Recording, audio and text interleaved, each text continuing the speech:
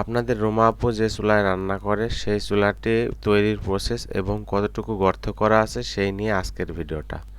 তো হ্যালো বন্ধুরা, আসসালামু আলাইকুম। কেমন আছেন সবাই? আশা করি সবাই ভালো আছেন। তো এই ভিডিওটি শ্যুট করা হয়েছে ২০২৪ সালের শীতের সময়। আসলে যখন আমি মুরগির খামার করি এবং ওই মুরগির খামারের মধ্যে আপনাদের রুমা আপুর রান্নাঘরটা পড়ে যায়, সে তো কিছুতেই তার রান্নাঘর ছেড়ে দিবে না। তার একই কথা যে আমি যে চুলায় রান্না করি ওই চুলায় রান্না করলে হাতে পায়ে কালি মাখে না, আমি খুব আরামে রান্না করি ওখানে, আমি তোমাকে এটা ছেড়ে দিতে পারবো না। তো আমাকেও তো নিতে হবে বিভিন্ন কায়দা কৌশল করে। তো আমি বললাম তুমি কি করলে দেবে তাই বলো। সে বলল যে আমার হাতে কালি ঝুলি যাতে না হয় সেই রকম একটা প্রসেস করে দিতে পারলে আমি তোমাকে দেব।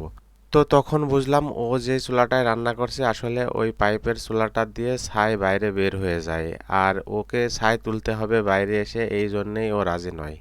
তখন আমি বললাম ঠিক আছে, তোমাকে এমন একটি চুলা বানাই দেবো যেখানে ১ মাস ছাই না তুললেও তোমার কোনো সমস্যা হবে না এবং এত ভালো জ্বলবে যে তুমি রান্না করে শেষ করতে পারবে না। তো স্ক্রিনে আপনারা দেখতেই পাচ্ছেন এই চুলাটাই একটা মানুষের থেকেও অনেক বেশি গর্ত করা আছে এবং এটাতে একটা ফ্যান লাগিয়ে দিয়েছিলাম যাতে করে অনেক ভালো জ্বলে। ভিডিওটা কেমন হয়েছে অবশ্যই জানাবেন এবং লাইক কমেন্ট শেয়ার করে পাশে থাকবেন ইনশাল্লাহ।